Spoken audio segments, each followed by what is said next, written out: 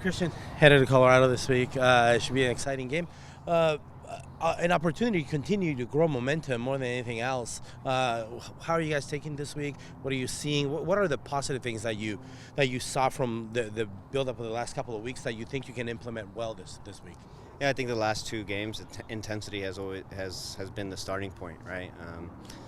Tackles, duels, second balls has been a point of emphasis for us.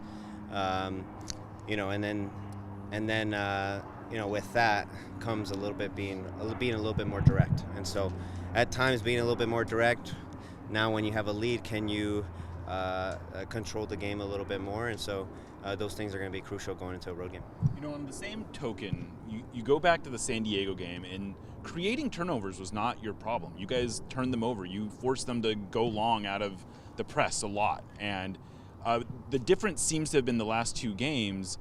Instead of sort of holding possession after you turned them over, you quickly were able to transition into attacking movements and getting shots off and those kind of things. And I'm curious, how much of that is mentally just trying to get it, and how much of that is just opportunistic? Yeah, a little bit of both, right? Generating chances is the hardest thing in soccer, right? And when you turn over teams, it's easier to do that because you're already in their half. They're already making the field as big as possible, so they're spread out. But I think it's just a shift in mindset, right? Instead of keeping the ball, can we go forward, take chances, make mistakes along the way? And I think that's been the shift in mentality has been the reason why we're generating more chances. The reason why, because I don't think, we're turning over teams just as much. Right. And so it's not because the increase of winning the ball in their half. It's more of the shift in mindset, I would say. And I guess, did the San Diego game sort of do a good job of illustrating? I mean, because it seemed like every time they turned you guys over, we're running. Yeah, transition, right? Transitions is probably what modern day football is at the moment, right? It's really hard to outpossess a team and break a whole 2 blocks of 4 and 2 forwards. That's the hardest thing in football right now. So transition, can we win the ball? Can we transition? Can we score? Can we make the game a little stretched at moments? Because to be honest, our team can defend it in transition. I think that we sometimes rely on our whole team defending, and our team is pretty athletic. So can we defend in transition as well as create the game a little bit, expand the game a little bit, make the spaces a little bit bigger by being better in transition. How much has the relationship with Pedro and Ferreira getting consistent minutes helped those transition moments? Yeah, crucial, right? We know what type of player Pedro is. His explosiveness is unreal, and his ability to drive and get forward is something that we lacked, when he was hurt. And then getting Jesus on the ball a whole lot more. I think people still don't appreciate how good of a passer he is. And so how can we get the ball to him and now build off that chemistry and make runs? Because, we saw it in the third goal. The pass that he had to Paul was unbelievable. To generate the pace, the accuracy, and the reaction time to get it there was unbelievable. So can we get the ball to Jesus early on? Can he make the game for us? And I think we'll be better off if we can do that. Colorado's not just a good team, but Josh Atencio, a guy that used to be here, someone that I'm sure that you maybe have still conversations with. How is it going into this game? Have you heard from him? How is that part of it when you're facing an old teammate like that? Yeah, we've heard from him quite a lot. He was a big player for us in the locker room, a big personality, and he'll be coming to the hotel the night before the game, so we'll catch up. But he's going to bring the energy, right? The intensity, the mentality that Colorado needs to compete with our midfield, and I'm sure he's going to be amped up for this game because it's his former team.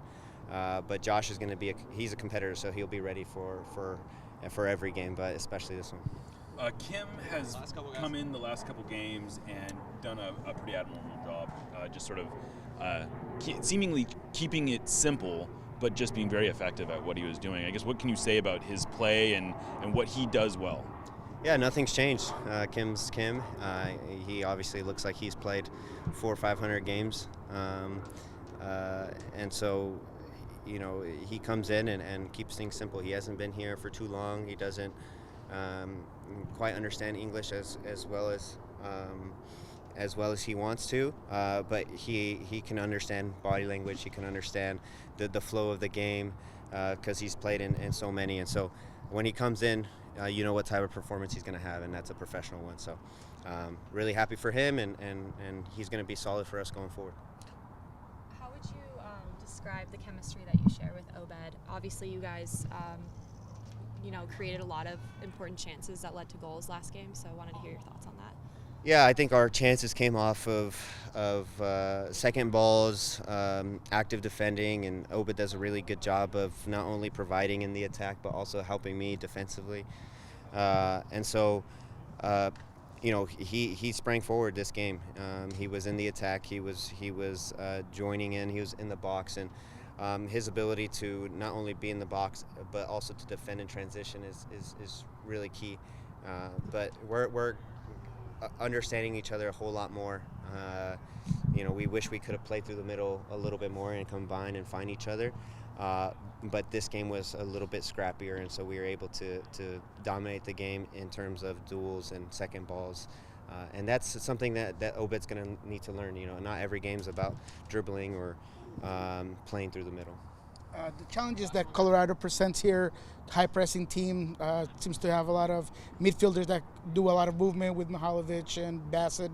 What other things are you kind of looking into this game?